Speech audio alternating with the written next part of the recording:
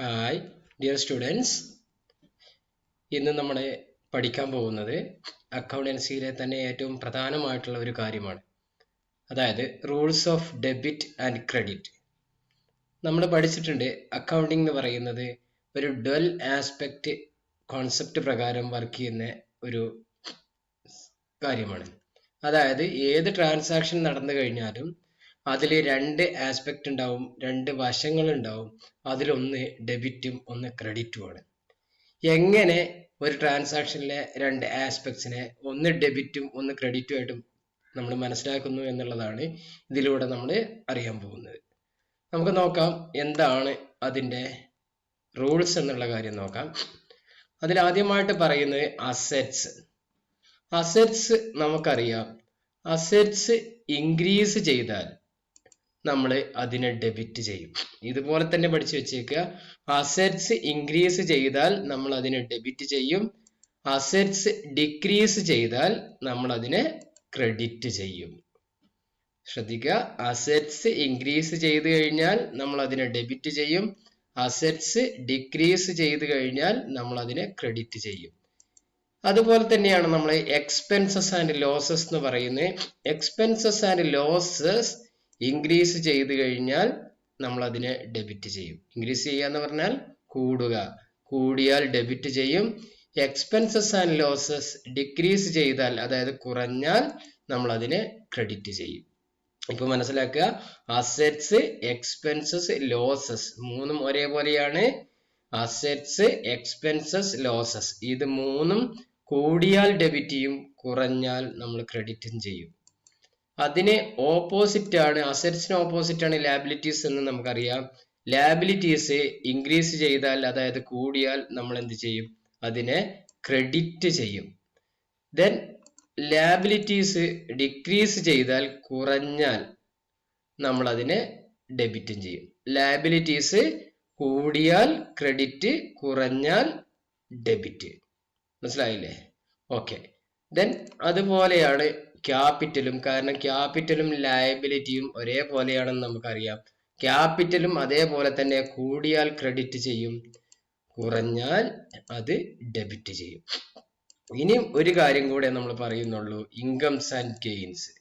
Incomes and gains കൂടിക്കഴിഞ്ഞാൽ നമ്മൾ അതിനെ ക്രെഡിറ്റ് ചെയ്യും, അത് കുറഞ്ഞാൽ നമ്മൾ അതിനെ ഡെബിറ്റ് ചെയ്യും എന്നുള്ളതാണ് പറയുന്നത്. അപ്പൊ നിങ്ങൾ നോക്കുക, ഞാനത് സമ്മപ്പ് ചെയ്യാണ്. അസെറ്റ്സ്, എക്സ്പെൻസസ്, ലോസസ് അത് കൂടിയാൽ ഡെബിറ്റ്, കുറഞ്ഞാൽ credit. Liabilities, incomes, gains, capital കൂടിയാൽ ക്രെഡിറ്റും കുറഞ്ഞാൽ ഡെബിറ്റുമാണ് ചെയ്യേണ്ടത്. ഇനി നമുക്ക് കുറച്ച് എക്സാമ്പിൾ വെച്ച് ഇതൊന്ന് നോക്കാം. അതായത് ഈ പറയുന്ന അഞ്ചെണ്ണത്തില്, അത് assets, expenses and losses, liabilities, capital, incomes and gains ഇതിൽ ഏതെങ്കിലും ഒന്നായിരിക്കും ഈ വരുന്ന ആസ്പെക്ട്സ്. അതൊന്നില്ലെങ്കിൽ കൂടും അല്ലെങ്കിൽ കുറയും, അല്ലെങ്കിൽ രണ്ടും കൂടുന്ന ഘട്ടം ഉണ്ടാവാം. അങ്ങനെയൊക്കെ ആയിക്കഴിഞ്ഞാൽ നമ്മൾ ഏതിനൊക്കെ ഡെബിറ്റ്, ഏതിനൊക്കെ ക്രെഡിറ്റ് കൊടുക്കും എന്നുള്ള കാര്യം നമുക്ക് നോക്കാം. കുറച്ച് എക്സാമ്പിൾസിലൂടെയാണ് നമ്മൾ പോകുന്നത്. ഒന്നാമത്തതാണ് സ്റ്റാർട്ടഡ് ബിസിനസ് വിത്ത് ക്യാഷ് ₹50,000. 50,000 രൂപ കൊണ്ട് നമ്മൾ ബിസിനസ് തുടങ്ങി. 50,000 രൂപ കൊണ്ട് ബിസിനസ് തുടങ്ങി എന്ന് പറഞ്ഞു കഴിഞ്ഞാൽ, ആദ്യം ഒരു ട്രാൻസാക്ഷൻ കിട്ടിക്കഴിഞ്ഞാൽ അതിൽ രണ്ട് ആസ്പെക്ട്സ് നമ്മൾ മനസ്സിലാക്കണം. നോക്കുക, ഇവിടെ ക്യാഷ് കൊണ്ടാണ് ബിസിനസ് തുടങ്ങിയത്. അപ്പൊ ക്യാഷ് ആണ് ഒന്നാമത്തെ ആസ്പെക്ട്. ഒരാള് ഓണർ ബിസിനസ് തുടങ്ങാൻ വേണ്ടി വീട്ടിൽ നിന്ന് കൊണ്ടുവരുന്ന ക്യാഷിനെ നമ്മൾ ക്യാപിറ്റൽ എന്നാണ് പറയാം. വീട്ടിൽ നിന്ന് എന്ത് കൊണ്ടുവന്നു കഴിഞ്ഞാൽ, അയാളെ പേഴ്സണൽ ആയിട്ട് എന്ത് കൊണ്ടുവന്നു കഴിഞ്ഞാലും ക്യാപിറ്റൽ ആണെന്ന് പറയാം. ഇനി ഇവിടെ എങ്ങനെ ഡെബിറ്റും ക്രെഡിറ്റും തീരുമാനിക്കുക എന്നുള്ള കാര്യം നമുക്ക് നോക്കാം. ക്യാഷ് എന്ന് പറയുന്ന സാധനം ഇവിടെ കൂടുകയാണ് ചെയ്തത്, അല്ലെ? അതായത് ബിസിനസ്സിൽ ക്യാഷ് ഇല്ല, അയാൾ 50,000 രൂപ ഇങ്ങോട്ട് കൊണ്ടുവന്നപ്പോ ക്യാഷ് കൂടി. അതുപോലെ തന്നെ ക്യാപിറ്റൽ നോക്കുക, ക്യാപിറ്റൽ ബിസിനസ്സിൽ ഒന്നും ഉണ്ടായിരുന്നില്ല, ക്യാപിറ്റൽ കൂടി. ഇനി ഇതിന് ഡെബിറ്റ് ഏതിന് പോകും, ക്രെഡിറ്റിന് ഏതിന് പോകും നമുക്ക് നോക്കാം. ക്യാഷ് എന്ന് പറയുന്നത് അസറ്റ് ആണ്. ആ അസറ്റ് കൂടിയത് കൊണ്ട് ആ ക്യാഷ് എന്ന് പറയുന്ന അസറ്റിനെ നമ്മൾ ഡെബിറ്റ് ചെയ്യണം. അപ്പൊ ക്യാഷ് ആണ് ഡെബിറ്റ്. ക്യാപിറ്റൽ നമ്മൾ പഠിച്ചിട്ടുണ്ട്, ക്യാപിറ്റൽ കൂടിക്കഴിഞ്ഞാൽ നമ്മൾ ക്രെഡിറ്റ് ചെയ്യണം എന്ന് പഠിച്ചിട്ടുണ്ട്. അപ്പോൾ ഈ ട്രാൻസാക്ഷനിൽ ക്രെഡിറ്റ് പോകുന്നത് ക്യാപിറ്റലിനാണ്. ഇനി രണ്ടാമത്തെ ഒരു എക്സാമ്പിൾ നമുക്ക് നോക്കാം. ഓപ്പൺഡ് എ ബാങ്ക് അക്കൗണ്ട് വിത്ത് ₹48,000. 48,000 രൂപ കൊണ്ട് നമ്മൾ ഒരു ബാങ്ക് അക്കൗണ്ട് തുടങ്ങി എന്നാണ് പറയുന്നത്. ആദ്യം ഇവിടുത്തെ രണ്ട് ആസ്പെക്ട്സ് ഏതൊക്കെയാണ് നമുക്ക് നോക്കാം. ആസ്പെക്ട്സ് ബാങ്ക് അക്കൗണ്ട് ആണ് തുടങ്ങിയത് എന്നുള്ളത് കൊണ്ട് ഒന്ന് ബാങ്ക് ആണ്, ദെൻ നമ്മുടെ ബാങ്കിലേക്ക് കൊണ്ടുപോയിടുന്നത് ക്യാഷ് ആയിരിക്കും. അപ്പോ രണ്ടാമത്തെ ആസ്പെക്ട് ക്യാഷ് ആണ്. പറഞ്ഞത് രണ്ട് ആസ്പെക്ട്സ് ആണ്, ഒന്ന് ബാങ്കും ഒന്ന് ക്യാഷും ആണ്. രണ്ടും അസറ്റ്സ് ആണ്. ഈ രണ്ട് അസറ്റ്സിനും എന്താണ് സംഭവിക്കുന്നത് എന്നുള്ള കാര്യം നമുക്ക് നോക്കാം. ഒന്ന് ബാങ്ക് എന്ന് പറയുന്ന അസറ്റ് കൂടുകയാണ് ചെയ്തത്. ക്യാഷ് എന്ന് പറയുന്ന അസറ്റ് കുറയാണ് ചെയ്തത്. അതായത് നമ്മുടെ ബിസിനസ്സിലുള്ള ക്യാഷ് ബാങ്കിലേക്ക് കൊണ്ടുപോയിട്ട് കഴിഞ്ഞാൽ ബിസിനസ്സിലെ ക്യാഷ് കുറയും, ബാങ്ക് എന്ന് പറയുന്ന നമ്മുടെ ബാങ്ക് അക്കൗണ്ടിലെ ക്യാഷ് കൂടും. അപ്പോൾ ബാങ്ക് എന്ന് പറയുന്ന അസറ്റ് ആണ്. ആ അസറ്റ് കൂടിയത് കൊണ്ട് ഡെബിറ്റ് കൊടുക്കേണ്ടത് ബാങ്കിനാണ്. ദെൻ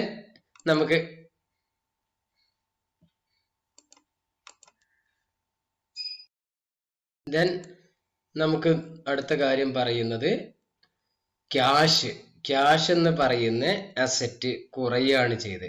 ആ അസറ്റ് കുറഞ്ഞത് കൊണ്ട് ആ ക്യാഷ് എന്ന് പറയുന്ന അസറ്റിനെ നമ്മൾ ക്രെഡിറ്റ് ചെയ്യും. അപ്പോൾ രണ്ടും അസറ്റ് ആണ്. ഒരു അസറ്റ് കൂടി, അത് ബാങ്ക് ആണ്. ബാങ്ക് എന്ന് പറയുന്ന അസറ്റ് കൂടിയത് കൊണ്ട് അതിന് ഡെബിറ്റ്, ക്യാഷ് എന്ന് പറയുന്ന അസറ്റ് കുറഞ്ഞത് കൊണ്ട് അതിന് ക്രെഡിറ്റ്. ഇനി മൂന്നാമത്തെ നോക്കാം. Boat furniture four ₹6,000 and issued a cheque on same day. അതായത് എവിടുന്നോ നമ്മൾ പോയിട്ട് ഒരു ഫർണിച്ചർ വാങ്ങിച്ചു, കുറച്ച് ഫർണിച്ചേഴ്സ് വാങ്ങിച്ചു. ആ ഫർണിച്ചറിന് 6,000 രൂപ വന്നു. ആ 6,000 രൂപക്കുള്ള ചെക്ക് അന്ന് തന്നെ കൊടുത്തു. നമ്മൾ കടയിൽ പോയി 6,000 രൂപക്കുള്ള ഫർണിച്ചർ ഇങ്ങോട്ട് വാങ്ങിക്കൊണ്ടുവന്നു. അന്ന് തന്നെ നമ്മളൊരു ചെക്ക് എഴുതിയിട്ട് അവർക്ക് കൊടുത്തു എന്നാ പറയുന്നത്. എന്താ സംഭവിച്ചത് എന്നുള്ളത് നമുക്ക് നോക്കാം. ഇവിടെ ഫർണിച്ചർ ആണ്. ഫർണിച്ചർ എന്ന് പറയുന്ന ഒരു ആസ്പെക്റ്റ് ആണ് ഒന്നാമത്തത്. പിന്നെ ചെക്കാണ് നമ്മൾ കൊടുത്തത്. സ്വാഭാവികമായിട്ടും ചെക്ക് കൊടുത്തു കഴിഞ്ഞാൽ ബാങ്കിനെയാണ് ബാധിക്കുക. അതുകൊണ്ട് ബാങ്കാണ് രണ്ടാമത്തെ ആസ്പെക്ട്. ഒന്ന് ഫർണിച്ചറും ഒന്ന് ബാങ്കും. ഫർണിച്ചറും ബാങ്കും രണ്ടും നമുക്ക് ഒറ്റ നോട്ടത്തിൽ അറിയാം, രണ്ടും അസറ്റ് ആണ്. ഇനി എന്താ സംഭവിച്ചതെന്ന് നോക്കാം. ഫർണിച്ചർ എന്ന് പറയുന്ന 6,000 രൂപക്ക് വാങ്ങിച്ചിങ്ങോട്ട് കൊണ്ടുവന്നപ്പോൾ ഇവിടെ 6,000 രൂപയുടെ ഫർണിച്ചർ കൂടി. ബാങ്ക് എന്ന് പറയുന്നത് നമുക്ക് നോക്കാം. ഇവിടെ നമ്മൾ 6,000 രൂപയുടെ ചെക്ക് എഴുതി കൊടുത്തു. എവിടുന്നാണോ ഫർണിച്ചർ വാങ്ങിച്ചത് അവർക്ക് 6,000 രൂപയുടെ ചെക്ക് എഴുതി കൊടുത്തു. ആ ചെക്ക് എഴുതി കൊടുത്തപ്പോൾ അവർ സ്വാഭാവികമായിട്ടും നമ്മുടെ ബാങ്കിൽ പോയിട്ട് എന്ത് ചെയ്യും? ക്യാഷ് എടുക്കും, അല്ലെ? ആ ക്യാഷ് എടുത്തു കഴിഞ്ഞാൽ നമ്മുടെ ബാങ്ക് കുറയും. അപ്പോൾ ബാങ്ക് എന്ന് പറയുന്ന അസറ്റ് കുറഞ്ഞു, ഫർണിച്ചർ എന്ന് പറയുന്ന അസറ്റ് കൂടി. ഫർണിച്ചർ എന്ന് പറയുന്ന അസറ്റ് കൂടിയത് കൊണ്ട് അതിനെ നമ്മൾ ഡെബിറ്റ് ചെയ്യും. ഫർണിച്ചർ എന്ന് പറയുന്ന അസറ്റ് കൂടി, അതിനെ ഡെബിറ്റ് ചെയ്യും. ബാങ്ക് എന്ന് പറയുന്ന അസറ്റ് കുറയാണ് ചെയ്യുന്നത്. കാരണം നമ്മൾ ചെക്ക് കൊടുത്തു കഴിഞ്ഞാൽ ആർക്കാണോ ചെക്ക് കിട്ടിയത് അവര് നമ്മൾ ബാങ്കിൽ പോയിട്ട് പൈസ എടുത്ത് കൊണ്ടുപോകും. ബാങ്കിലുള്ള പൈസ കുറയും. ബാങ്ക് എന്ന് പറയുന്ന അസറ്റ് കുറഞ്ഞു, അപ്പൊ അതിന് നമ്മൾ ക്രെഡിറ്റ് കൊടുക്കും. ദെൻ അടുത്ത് നോക്കുക. Bought plant and machinery for ₹12,500 from messrs Ramji Lal. M.S എന്ന് പറഞ്ഞൊരു സംഭവം ഉണ്ട് അവിടെ, നോക്കുക. മെസ്സേഴ്സ് എന്നാണ് പറയാ കേട്ടോ. മെസ്സേഴ്സ് രാംജി ലാൽ എന്ന് പറയുന്ന ഒരാളടുത്ത് നിന്ന് പ്ലാന്റ് ആൻഡ് മെഷീനറി വാങ്ങിച്ചു. ഇവിടെ നമ്മൾ മനസ്സിലാക്കേണ്ട കാര്യം, ഇത് കടമായിട്ടാണ് വാങ്ങിച്ചത്. കാരണം എന്താ വെച്ച് കഴിഞ്ഞാൽ കടമായിട്ടാണ് വാങ്ങിച്ചത് അല്ലെങ്കിൽ ക്യാഷിനാണോ വാങ്ങിച്ചതെന്ന് അറിയാൻ നമുക്ക് 2-3 മാർഗ്ഗമേ ഉള്ളൂ. ഇപ്പൊ ഇവിടെ ബോട്ട് പ്ലാന്റ് ആൻഡ് മെഷീനറി എന്ന് മാത്രമാണെങ്കിൽ നമുക്ക് ഉറപ്പിക്കാം അവിടെ പ്രത്യേകിച്ച് ഒന്നും പറഞ്ഞിട്ടില്ല, അല്ല പൈസ കൊടുത്ത് വാങ്ങിച്ചതാണെന്ന് നമുക്ക് മനസ്സിലാക്കാം. ഇവിടെ boat plant and machinery for cash എന്ന് പറഞ്ഞാലും അത് ക്യാഷ് കൊടുത്ത് വാങ്ങിച്ചതാണെന്ന് നമുക്ക് മനസ്സിലാക്കാം. കാരണം അവിടെ ഫോർ ക്യാഷ് എന്ന് പറയുന്നുണ്ട്. ഇവിടെ ബോട്ട് പ്ലാന്റ് ആൻഡ് മെഷീനറി എന്ന് പറഞ്ഞിട്ട് മെഷീനറി ഫോർ ക്യാഷ് എന്ന് പറഞ്ഞിട്ട് ഇതേപോലെ തന്നെ ഈ എമൗണ്ട് പറഞ്ഞു ഫ്രം മെസ്സേഴ്സ് രാംജി ലാൽ എന്ന് പറഞ്ഞിട്ടുണ്ടെങ്കിൽ ഫോർ ക്യാഷ് എന്ന് അവിടെ മെൻഷൻ ചെയ്തിട്ടുണ്ടെങ്കിൽ പറഞ്ഞിട്ടുണ്ടെങ്കിൽ അത് ക്യാഷ് കൊടുത്ത് വാങ്ങിച്ചതാണ്. അപ്പൊ 3 കേസാണ് ക്യാഷ് കൊടുത്താൽ അതൊന്ന് ക്യാഷ് കൊടുത്ത് വാങ്ങിക്കുന്ന കേസിൽ വരുന്നത്. ബോട്ട് അല്ലെങ്കിൽ പർച്ചേസ്ഡ് പ്ലാന്റ് ആൻഡ് മെഷീനറി എന്ന് മാത്രം പറഞ്ഞിട്ട് എമൗണ്ട് പറയുകയാണെങ്കിൽ അത് പൈസ കൊടുത്ത് വാങ്ങിച്ചു എന്ന് നമ്മൾ പറയുന്നത്. അപ്പോൾ വെറും ബോട്ട് പ്ലാന്റ് ആൻഡ് മെഷീനറി ആകുമ്പോൾ ക്യാഷ് കൊടുത്ത് വാങ്ങിച്ചതാണ്. Bought plant and machinery for cash എന്ന് പറഞ്ഞാൽ ക്യാഷ് കൊടുത്ത് വാങ്ങിച്ചതാണ്. Bought plant and machinery for cash ₹12,500 from messrs Ramjilal എന്ന് പറയുകയാണെങ്കിലും ക്യാഷ് കൊടുത്ത് വാങ്ങിച്ചതാണ്. ആ 3 കേസിലും പൈസ കൊടുത്ത് സാധനം വാങ്ങിച്ചതാണ്. ഇനി നോക്കുക, bought plant and machinery for credit എന്ന് പറഞ്ഞാൽ അത് കടമായിട്ട് വാങ്ങിച്ചതാണ്. മനസ്സിലായോ? Then bought plant and machinery for ₹12,500 from messrs Ramjilal എന്ന് പറഞ്ഞു. അതായത് ഒരു ക്രെഡിറ്ററുടെ നമ്മൾ സാധനങ്ങൾ വാങ്ങിച്ച ആളുടെ പേര് പറഞ്ഞിട്ട് അവിടെ ഫോർ ക്യാഷ് എന്ന് പ്രത്യേകം പറഞ്ഞിട്ടില്ലെങ്കിൽ, പേരുണ്ട് ഫോർ ക്യാഷ് എന്ന് പ്രത്യേകം പറഞ്ഞിട്ടില്ലെങ്കിൽ, ആ പേരുണ്ടെങ്കിൽ അത് എന്താണ്? കടമായിട്ട് വാങ്ങിച്ചാൽ. ഇത് നിങ്ങൾ ശ്രദ്ധിക്കണം. ഇത് നിങ്ങൾക്ക് പലപ്പോഴും ബുദ്ധിമുട്ട് വരുത്തുന്ന ഒരു കേസാണ്. ഒരു സാധനം നമുക്ക് തന്ന ആളുകളുടെ പേരുണ്ട്, അവിടെ ക്യാഷിനാണെന്ന് പ്രത്യേകം പറഞ്ഞിട്ടില്ലേ, അത് കടമായിട്ടാണ് വാങ്ങിച്ചത്. അപ്പൊ ഇവിടെ എന്താ സംഭവിക്കുന്നത് നമുക്ക് നോക്കാം. പ്ലാന്റ് ആൻഡ് മെഷീനറി ആണ് ഒന്നാമത്തെ ആസ്പെക്ട്. രണ്ടാമത്തെ ആസ്പെക്ട് മെസേഴ്സ് രാംജിലാൽ ആണ്. ഇവിടെ എന്താ സംഭവിച്ചത്? പ്ലാന്റ് ആൻഡ് മെഷീനറി എന്ന് പറയുന്നത് കൂടി. പ്ലാന്റ് ആൻഡ് മെഷീനറി നമ്മൾ പുറത്തുനിന്ന് വാങ്ങിച്ചു കൊണ്ടുവന്ന ബിസിനസ്സിൽ പ്ലാന്റ് ആൻഡ് മെഷീനറി കൂടി.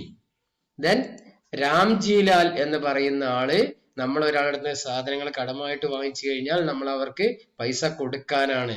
നമ്മൾ അവർക്ക് പൈസ കൊടുക്കാനാവുമ്പോൾ അവര് നമ്മളെ ക്രെഡിറ്റേഴ്സ് ആണ്, അല്ലെ? ഓക്കെ, നമുക്ക് നോക്കാം.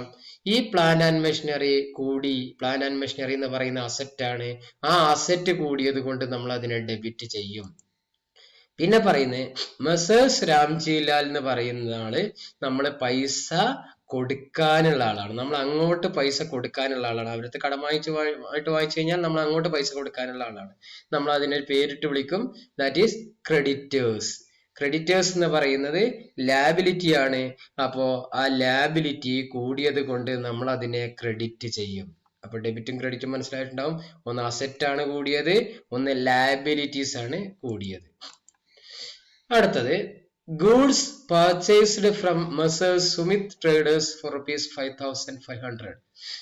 ഇവിടെയും പേര് പറയുന്നുണ്ട്, ക്യാഷിന് എന്ന് പറയുന്നില്ല. അപ്പോ ഇതും ക്രെഡിറ്റ് ആണ്. ഗൂഡ്സ് പർച്ചേസ്ഡ്, സാധനങ്ങൾ വാങ്ങിച്ചു. ഫ്രം മെസേഴ്സ് സുമിത് ട്രേഡേഴ്സിന്റെ അടുത്ത് നിന്ന് 5,500 രൂപക്ക് സാധനങ്ങൾ വാങ്ങിച്ചു എന്നാണ് പറയുന്നത്. ഇവിടെ ശ്രദ്ധിക്കുക, ഗൂഡ്സ് പർച്ചേസ് ചെയ്ത് കഴിഞ്ഞാൽ, പർച്ചേസ് ചെയ്യുന്നത് ഗുഡ്സ് ആണെങ്കിൽ, ഗുഡ്സ് ആണ് നമ്മൾ പർച്ചേസ് ചെയ്യുന്നതെങ്കിൽ അവിടെ നിർബന്ധമായിട്ട് നമ്മൾ ഡെബിറ്റ് ചെയ്യേണ്ടത് പർച്ചേസസ് ആണ്. ഗുഡ്സ് ആണ് നമ്മൾ പർച്ചേസ് ചെയ്തതെങ്കിൽ ബോട്ട് ഗുഡ്സ്, പർച്ചേസ്ഡ് ഗുഡ്സ് അല്ലെങ്കിൽ ഗുഡ്സ് പർച്ചേസ്ഡ് എന്നൊക്കെയാണ് പറയുന്നതെങ്കിൽ സാധനങ്ങളാണ്, നമ്മൾ വിൽക്കാനുള്ള സാധനങ്ങളാണ് വാങ്ങിച്ചതെങ്കിൽ നമ്മൾ എന്താണ് പർച്ചേസസിനെയാണ് നമ്മൾ ഒരു ആസ്പെക്റ്റ് ആയിട്ട് എടുക്കേണ്ടത്. അത് ഡെബിറ്റ് ആയിരിക്കും, അത് നമുക്ക് പറയാം എന്താന്നുള്ളത്. പിന്നെ മെസേഴ്സ് സുമിത് ട്രേഡേഴ്സ് ആണ് രണ്ടാമത്തെ ആസ്പെക്ട്. ആ രണ്ടാമത്തെ ആസ്പെക്ട് മെസേഴ്സ് സുമിത് ട്രേഡേഴ്സ് എന്ന് പറയുന്നത് നമ്മൾ അവരുടെ അടുത്ത് കടമായിട്ട് വാങ്ങിച്ചതാണ്. നമ്മൾ അവർക്ക് പൈസ കടമായിട്ട് വാങ്ങിച്ചത് കൊണ്ട് നമ്മൾ അവർക്ക് പൈസ കൊടുക്കാനാണ്. അവര് നമ്മളുടെ ക്രെഡിറ്റേഴ്സ് ആണ്. ക്രെഡിറ്റേഴ്സ് എന്ന് പറഞ്ഞാൽ ലയബിലിറ്റി ആണ്. അപ്പോ നോക്കാം, നമുക്ക് പർച്ചേസസ് എന്ന് പറയുന്നതിനെ നമ്മൾ ഡെബിറ്റ് ചെയ്യണം. കാരണം അത് ശ്രദ്ധിക്കുക, സാധനങ്ങൾ നമ്മൾ കടമായിട്ടോ അല്ലാതെയോ സാധനങ്ങൾ വാങ്ങിച്ചു കഴിഞ്ഞാൽ എപ്പോഴും നമ്മൾ പർച്ചേസസിനാണ് ഡെബിറ്റ് കൊടുക്കുക, അസറ്റ് അല്ല കേട്ടോ. നേരത്തെ ഫർണിച്ചർ വാങ്ങിച്ചപ്പോൾ ഫർണിച്ചറിനാണ് ഡെബിറ്റ് കൊടുത്തത്. പ്ലാൻ ആൻഡ് മെഷീനറി വാങ്ങിച്ചപ്പോൾ പ്ലാൻ ആൻഡ് മെഷീനറിക്കാണ് നമ്മൾ ഡെബിറ്റ് കൊടുത്തത്. ഇവിടെ നമ്മൾ ഗൂഡ്സ് ആണ് പർച്ചേസ് ചെയ്തത്. അപ്പൊ ഗൂഡ്സിന് അല്ല നമ്മൾ ഡെബിറ്റ് ചെയ്യേണ്ടത്, പർച്ചേസസിനാണ്. ഗൂഡ്സ് പർച്ചേസ് ചെയ്ത് കഴിഞ്ഞാൽ എപ്പോഴും പർച്ചേസസിനാണ് നമ്മൾ ഡെബിറ്റ് കൊടുക്കേണ്ടത്. പിന്നെ മെസേഴ്സ് സുമിത് ട്രേഡേഴ്സ് എന്ന് പറയുന്നത് നമ്മുടെ ലാബിലിറ്റി ആണ്. ലാബിലിറ്റി ആയതുകൊണ്ട് തന്നെ അത് കൂടി, ആ ലാബിലിറ്റി കൂടിയത് കൊണ്ട് അതിനെ നമ്മൾ ക്രെഡിറ്റ് ചെയ്യണം. അടുത്തത് goods costing ₹2,500 sold to Rajani enterprises for ₹3,500. എന്താ പറഞ്ഞേ? 2,500 രൂപ വില വരുന്ന സാധനം നമ്മൾ രജനി എന്റർപ്രൈസസിന് 3,500 രൂപക്ക് വിറ്റു. 2,500 രൂപ വില വരുന്ന സാധനം രജനി എന്റർപ്രൈസസിന് 3,500 രൂപക്ക് നമ്മൾ വിറ്റു. എന്താ സംഭവിക്കുന്നത് നമുക്ക് നോക്കാം. ഇവിടെ രജനി എന്റർപ്രൈസസിന് വിറ്റു എന്ന് പറഞ്ഞപ്പോൾ അവർക്ക് കടമായിട്ടാണ് വിറ്റത്. അപ്പോൾ ഒരു ആസ്പെക്ട് രജനി എന്റർപ്രൈസസ്, ഇവിടെ ക്യാഷ് എന്ന് പറഞ്ഞിട്ടില്ല, ആളുടെ പേര് നമുക്ക് തന്നത് കൊണ്ട് അത് കടമായിട്ടാണ് വിറ്റത്. അപ്പൊ രജനി എന്റർപ്രൈസസ് ആണ് ഒരു ആസ്പെക്ട്. പിന്നെ സാധനങ്ങൾ പർച്ചേസ് ചെയ്യുമ്പോൾ നമ്മൾ പർച്ചേസസിനെ ഡെബിറ്റ് ചെയ്യുമെന്ന് പറഞ്ഞു. അപ്പൊ നമ്മൾ പറഞ്ഞത് രജനി എന്റർപ്രൈസസ് ഒരു ആസ്പെക്റ്റ് ആണ്. സെയിൽസ്, സാധനങ്ങൾ കടമായിട്ടായാലും ക്യാഷിനായാലും വാങ്ങിച്ചു കഴിഞ്ഞാൽ പർച്ചേസസിനെയാണ് നമ്മൾ ഡെബിറ്റ് ചെയ്യുക. സ്വാഭാവികമായിട്ടും വിറ്റ് കഴിഞ്ഞാൽ അതിന്റെ ജസ്റ്റ് ഓപ്പോസിറ്റ് സെയിൽസ് ആണ്. പർച്ചേസസ് എന്ന് പറഞ്ഞാൽ ഇങ്ങോട്ട് വാങ്ങിക്കുക, സാധനങ്ങൾ ഇങ്ങോട്ട് വാങ്ങിക്കുക. സെയിൽസ് എന്ന് പറഞ്ഞാൽ സാധനങ്ങൾ അങ്ങോട്ട് വിൽക്കുക.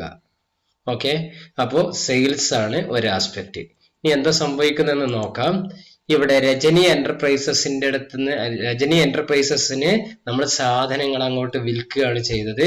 3500 രൂപക്കാണ് വിറ്റ്. ഇവിടെ 2500 രൂപ പറയുന്നുണ്ട്, അത് നമ്മൾ കൺസിഡർ ചെയ്യേണ്ട. ആ ട്രാൻസാക്ഷൻ ശരിക്ക് എത്രക്ക് നടന്നു, സാധനങ്ങൾ കൊടുത്തപ്പോൾ എത്ര കിട്ടി, ആ 3500 രൂപ നമ്മൾ നോക്കിയാൽ മതി. ബാക്കി ആ 2500 എന്ന് പറയുന്ന ഒരു എമൗണ്ട് നമ്മൾ നോക്കിയേ വേണ്ട. ആ സാധനങ്ങൾ വിറ്റപ്പോൾ നമുക്ക് എത്ര കിട്ടി അല്ലെങ്കിൽ കിട്ടാനായി എന്നുള്ള കാര്യം നമ്മൾ നോക്കിയാൽ 3500 രൂപയാണ് ഇവിടെ എമൗണ്ട് വരേണ്ടത്. അപ്പൊ രജനി എന്റർപ്രൈസസ് ഇപ്പൊ നമുക്ക് 3500 രൂപ തരാനുള്ള ആളുകൾ എന്ന് പറയുന്നത് നമ്മൾ ഡെപ്റ്റേഴ്സ് ആണ്. ഡെപ്റ്റേഴ്സ് എന്ന് പറഞ്ഞ അസറ്റ് ആണ്. ആ അസറ്റ് ആണ് കൂടിയത്. ആ അസറ്റ് കൂടിയത് കൊണ്ട് ആ അസറ്റിനെ രജനി എന്റർപ്രൈസസ് എന്ന് പറയുന്ന ഡെപ്റ്റേഴ്സ് എന്ന് പറയുന്ന അസറ്റിനെ നമ്മൾ ഡെബിറ്റ് ചെയ്യും. സാധനങ്ങൾ വിറ്റാലും സാധനങ്ങൾ വിറ്റാല്, കടമായിട്ട് വിറ്റാലും ക്യാഷിന് വിറ്റാലും എപ്പോഴും നമ്മൾ ക്രെഡിറ്റ് കൊടുക്കുന്നത് സെയിൽസിനാണ്. കാരണം ഇവിടെ ഗുഡ്സ് നമ്മൾ വിറ്റ് കഴിഞ്ഞാൽ സെയിൽസിനാണ് ക്രെഡിറ്റ് കൊടുക്കുക. അങ്ങനെ തന്നെ നിങ്ങൾ മനസ്സിലാക്കി വെക്കണം. സാധനങ്ങൾ വാങ്ങിച്ചു കഴിഞ്ഞാൽ ഡെബിറ്റ് ചെയ്യുക പർച്ചേസസിനെ. സാധനങ്ങൾ നമ്മൾ വിറ്റാല് ക്രെഡിറ്റ് ചെയ്യണം. ഏത്? സെയിൽസിനെ ക്രെഡിറ്റ് ചെയ്യണം. അടുത്തതാണ് പെയ്ഡ് റെന്റ്, വാടക കൊടുത്തു. നോക്കുക, റെന്റ് ആണ് കൊടുത്തത്. റെന്റ് കൊടുത്തതുകൊണ്ട് ഒരു ആസ്പെക്ട് എന്തായാലും റെന്റ് ആണ്. ഒരു ആസ്പെക്ട് കൊടുത്തു എന്നാ പറഞ്ഞത്. സ്വാഭാവികമായിട്ടും കൊടുത്തു എന്ന് പറഞ്ഞാൽ ക്യാഷ് ആവും കൊടുത്തിട്ടുണ്ടാവുക. അപ്പോ എന്താണ്? ക്യാഷ് കൊടുത്തു. ക്യാഷ് എന്ന് പറയുന്ന എന്താണ്? ക്യാഷ് കൊടുത്തിട്ട് നമ്മൾ റെന്റ് എന്ന് പറയുന്ന എക്സ്പെൻസ് കൊടുക്കുകയാണ് ചെയ്തത്. എന്താണ് ഇവിടെ സംഭവിക്കുന്നതെന്ന് നമുക്ക് നോക്കാം. ഇവിടെ റെന്റ് എന്ന് പറയുന്നത് നമുക്കറിയാം ചെലവാണ്, എക്സ്പെൻസസ് ആണ്. ആ എക്സ്പെൻസസ് കൂടി. ക്യാഷ് എന്ന് പറയുന്നത് നമ്മുടെ അസറ്റ് ആണ്. ആ അസറ്റ് കുറഞ്ഞു. അപ്പോ ഏതിന് ഡെബിറ്റ് പോകും? എക്സ്പെൻസസ് കൂടിക്കഴിഞ്ഞാൽ ഡെബിറ്റ് എന്ന് നമ്മൾ പഠിച്ചിട്ടുണ്ട്. റെന്റ് എന്ന് പറയുന്ന എക്സ്പെൻസസ് ആണ്. അതുകൊണ്ട് ആ റെന്റിനെ നമ്മൾ ഡെബിറ്റ് ചെയ്തു.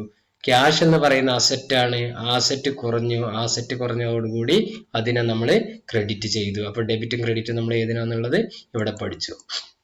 അടുത്തത് received a cheque for ₹2500 from Rajani enterprises. Rajani എന്റർപ്രൈസസിന്റെ അടുത്തുനിന്ന് 2500 രൂപയുടെ ചെക്ക് നമ്മൾ വാങ്ങിച്ചു. നോക്കുക, ചെക്ക് നമുക്ക് കിട്ടി എന്നാ പറയുന്നത്, നമ്മൾ സ്വീകരിച്ചു എന്നാ പറയുന്നത്. സ്വാഭാവികമായിട്ട് ചെക്ക് കിട്ടി, അതവിടെ നിൽക്കട്ടെ. ഇവിടെ ഒരു ആസ്പെക്ട് ക്യാഷ് ആണ്. എന്താന്നുള്ളത് ഞാൻ പറയാം. രജനി എന്റർപ്രൈസസ് ആണ് നമുക്ക് ക്യാഷ് തന്നെ. അപ്പൊ രണ്ടാമത്തെ ആസ്പെക്ട് രജനി എന്റർപ്രൈസസ് ആണ്. നിങ്ങൾ മനസ്സിലാക്കുക, നമുക്ക് രജനി എന്റർപ്രൈസസ് ചെക്കിന് പകരം ക്യാഷ് ആണ് തന്നെങ്കിൽ നമുക്ക് സംശയമൊന്നുമില്ല. ഇവിടെ ക്യാഷിനെയാണ് ഒരു ആസ്പെക്ട് ആയിട്ട് എടുക്കുക, ഒന്ന് രജനി എന്റർപ്രൈസസ് ആയിട്ട് എടുക്കും, അല്ലെ? ഇവിടെ ചെക്കാണ് തന്നത്. ചെക്ക് ഒരാൾ തന്നാൽ നിങ്ങൾ മനസ്സിലാക്കേണ്ട കാര്യം, ചെക്ക് ഒരാൾ തന്നാൽ അത് ക്യാഷിന് തുല്യമാണ്. മനസ്സിലാക്കിക്കോളൂ. കാരണം ആ ചെക്ക് കിട്ടിക്കഴിഞ്ഞാൽ നമ്മളെ കൊണ്ടുവന്ന് നമ്മളെ ബിസിനസിന്റെ മേശ വലിപ്പിൽ അത് ഇടും. ചിലപ്പോ ഇന്ന് തന്നെ നമ്മൾ ബാങ്ക് കൊടുത്തോണം എന്നില്ല. നാളെ ബാങ്ക് കൊടുക്കുള്ളൂ, അല്ലെങ്കിൽ കുറച്ച് ദിവസം കഴിഞ്ഞിട്ടേ കൊടുക്കുള്ളൂ. എന്നാണോ ബാങ്ക് കൊടുക്കുന്നത് ആ ബാങ്കിൽ കൊടുക്കുന്ന അന്നേ അത് ബാങ്കിൽ കൂടുന്നതായിട്ട് നമുക്ക് മനസ്സിലാക്കാൻ പറ്റുള്ളൂ. അല്ലെ ചെക്ക് നമ്മൾ ഇവിടെ കൊണ്ടുവന്ന് വെച്ച് കഴിഞ്ഞാൽ, ഒരാൾ തരുന്നത് ചെക്ക് ഇവിടെ സ്വീകരിച്ചു കഴിഞ്ഞാൽ ബാങ്കിൽ പൈസ കൂടില്ല. അപ്പൊ ചെക്ക് കിട്ടിക്കഴിഞ്ഞാൽ ബാങ്കിനെ ബാധിക്കില്ല. എങ്ങനെ ബാധിക്കുള്ളൂ? ആ കിട്ടിയ ചെക്ക് ബാങ്ക് കൊടുത്താൽ. ചില സമയത്ത് പറയും ചെക്ക് കിട്ടി അപ്പൊ തന്നെ ബാങ്ക് കൊടുത്തു എന്ന് പറഞ്ഞാൽ ബാങ്കിനെ ബാധിക്കുന്നതായിട്ട് നമുക്ക് കണക്കാക്കാൻ വേണ്ടി പറ്റും. പക്ഷെ ഇവിടെ ചെക്ക് കിട്ടിയെന്നേ പറയുന്നുള്ളൂ. അപ്പൊ നമ്മളെ മേശ വലിപ്പിലിരിക്കുകയാണ്. ചെക്ക് കിട്ടിക്കഴിഞ്ഞാൽ നിങ്ങൾ ക്യാഷിനെയാണ് ഡെബിറ്റ് കൊടുക്കേണ്ടത്. പിന്നെ വേറൊരു കാര്യമുണ്ട്, നമ്മള് ഒരാൾക്ക് ചെക്ക് കൊടുത്താൽ നമ്മൾ ബാങ്കിനെ ക്രെഡിറ്റ് ചെയ്യും. നേരത്തെ നമ്മൾ പഠിച്ചതാ. എന്തുകൊണ്ടാ? ഒരൊറ്റ കാര്യം പറയാനുള്ളൂ, നമ്മൾ ചെക്ക് കൊടുക്കുമ്പോ തന്നെ നമ്മൾ മനസ്സിലാക്കുക അയാൾ ബാങ്കിൽ കൊണ്ട് കൊടുക്കും. അയാൾ എന്നോ കൊടുത്തോട്ടെ, അയാൾ ബാങ്കിൽ കൊണ്ട് കൊടുക്കും. ഇമീഡിയറ്റ് എഫക്റ്റിൽ അയാൾ ബാങ്കിൽ കൊടുക്കും എന്ന് തന്നെ നമ്മൾ മനസ്സിലാക്കുക. അയാൾ എന്നാ ബാങ്കിൽ കൊടുക്കുന്നത് നമ്മൾ വിളിച്ചു പറയുന്നില്ല. അപ്പൊ നമ്മൾ ചെക്ക് എഴുതി കൊടുക്കുമ്പോ തന്നെ എന്ത് ചെയ്യും? ബാങ്കിൽ ഇത് കുറയും എന്നുള്ള രീതിയിൽ കാണിക്കും. പക്ഷെ ഒരാൾ ചെക്ക് തന്നു കഴിഞ്ഞാൽ നമ്മൾ അതിനെ ക്യാഷ് കിട്ടിയതായിട്ട് കണക്ക്. കാരണം എന്ത് ചെയ്യും? ഈ ചെക്ക് ബാങ്കിൽ കൊടുക്കുന്ന സമയം നമുക്ക് അറിയാൻ വേണ്ടി പറ്റും. മനസ്സിലായില്ലേ? അപ്പൊ അതുകൊണ്ട് ക്യാഷ് എന്ന് പറയുന്നത് അസറ്റ് കൂടി, ചെക്ക് കിട്ടിയ ക്യാഷ് കൂടി, ക്യാഷ് എന്ന് പറയുന്ന അസറ്റ് കൂടി. രജനി എന്റർപ്രൈസസ് എന്ന് പറയുന്ന ആളുകൾ നമുക്ക് മുമ്പ് ക്യാഷ് തരാനുള്ള ആളുകളായിരുന്നു അല്ലെ? അവര് ക്യാഷ് തന്നു. നോക്കുക എന്ത് സംഭവിക്കും. ക്യാഷ് എന്ന് പറയുന്നത് അസറ്റാണ്. ക്യാഷ് എന്ന് പറയുന്ന അസറ്റാണ്. ആ അസറ്റ് കൂടിയത് കൊണ്ട് അതിനെ ഡെബിറ്റ് ചെയ്യും. രജനി എന്റർപ്രൈസസ് എന്ന് പറയുന്നത് നമുക്ക് നേരത്തെ നമ്മുടെ അടുത്ത് സാധനങ്ങൾ കടമായിട്ട് വാങ്ങിച്ചു കൊണ്ടുപോയ ആളുകളാണ്. അവരെന്ത് ചെയ്യും? അവര് നമ്മളെ ഡെപ്റ്റേഴ്സ് ആണ്, അസറ്റാണ്. അവര് നമുക്ക് പൈസ തന്നു. പൈസ തന്നാൽ എന്ത് ചെയ്യും? ആ ഡെപ്റ്റേഴ്സ് എന്ന് പറയുന്ന അസറ്റ് കുറയും. ആ അസറ്റ് കുറഞ്ഞത് കൊണ്ട് നമ്മൾ അതിനെ ക്രെഡിറ്റ് ചെയ്യും. ഇവിടെ രണ്ടും അസറ്റാണ്. ക്യാഷ് എന്ന് പറയുന്ന അസറ്റ് കൂടി, എന്താണ് രജനി എന്റർപ്രൈസസ് എന്ന് പറയുന്ന ഡെപ്റ്റേഴ്സ് എന്ന് പറയുന്ന അസറ്റ് കുറഞ്ഞു. ഒരു കാര്യം മനസ്സിലാക്കുക, വീണ്ടും ചെക്ക് കിട്ടിക്കഴിഞ്ഞാൽ ബാങ്ക് കൊടുത്തു എന്ന് പ്രത്യേകം പറയുന്നില്ലെങ്കിൽ, ചെക്ക് കിട്ടി എന്ന് മാത്രമാണ് നിങ്ങളോട് പറയുന്നതെങ്കിൽ നിങ്ങൾ ഡെബിറ്റ് കൊടുക്കേണ്ട ക്യാഷിനാണ്. ഇത് തെറ്റരുത് കേട്ടോ. അടുത്ത് റിസീവ്ഡ് കമ്മീഷൻ. കമ്മീഷൻ റിസീവ് ചെയ്തു. എന്താ? നമുക്ക് കമ്മീഷൻ കിട്ടി എന്നുള്ളതാണ് പറയുന്നത്. കമ്മീഷൻ കിട്ടിക്കഴിഞ്ഞാൽ എന്താ സംഭവിക്കുക നോക്കാം നമുക്ക്. കമ്മീഷൻ കിട്ടിക്കഴിഞ്ഞാൽ സ്വാഭാവികമായിട്ട് കിട്ടി എന്ന് പറഞ്ഞാൽ ക്യാഷ് ആയിട്ടായിരിക്കും കിട്ടിയിരിക്കുക. അപ്പൊ ഒരു ആസ്പെക്ട് ക്യാഷ് ആണ്, പിന്നെ കമ്മീഷൻ ആണ് രണ്ടാമത്തെ ആസ്പെക്ട്. ഏതിന് ഡെബിറ്റ് ഏതിന് ക്രെഡിറ്റ് എന്ന് നമുക്ക് നോക്കാം. ഇവിടെ ക്യാഷ് എന്ന് പറയുന്ന അസറ്റ് ആണ്. കമ്മീഷൻ കിട്ടിയപ്പോൾ ക്യാഷ് കിട്ടിക്കഴിഞ്ഞാൽ അസറ്റ് കൂടും. അസറ്റ് കൂടിക്കഴിഞ്ഞാൽ അതിന് ഡെബിറ്റ് ചെയ്യും. കമ്മീഷൻ എന്ന് പറയുന്നത് ഇൻകം ആണ്. കമ്മീഷനായിട്ട് ഇങ്ങോട്ട് കിട്ടുകയാണ്. അപ്പൊ നമ്മളെ ഇൻകം ആണ്, വരുമാനമാണ്. അപ്പൊ ആ വരുമാനം, ഇൻകം കൂടിയത് കൊണ്ട് നമ്മൾ അതിനെ ക്രെഡിറ്റ് ചെയ്യും. ഓക്കെ, ഇത്രയാണ് നമ്മൾ പറയാനുള്ളത്. ഇത്രയും കാര്യങ്ങൾ നിങ്ങൾ നോക്കുക. ഞാനിപ്പോ ഡെബിറ്റും ക്രെഡിറ്റും എങ്ങനെ വരുന്നു എന്നുള്ളതിന്റെ rules, asset, liabilities, capital, income and revenue gains, losses and expenses എന്നുള്ള രീതിയിൽ 5 ഹെഡിൽ പറഞ്ഞു. പിന്നെ പറഞ്ഞ കാര്യം എന്ന് പറയുന്നത് ഇതാണ്. എന്താണ് നമ്മൾ അടുത്തതായിട്ട് നമ്മൾ പറഞ്ഞത്? ഒരു 10 എക്സാമ്പിൾസും പറഞ്ഞു. അത് നിങ്ങൾ കൃത്യമായിട്ട് നോക്കുക. മനസ്സിലായിട്ടുണ്ടാവും എന്ന് വിചാരിക്കുന്നു. Okay, thank you all.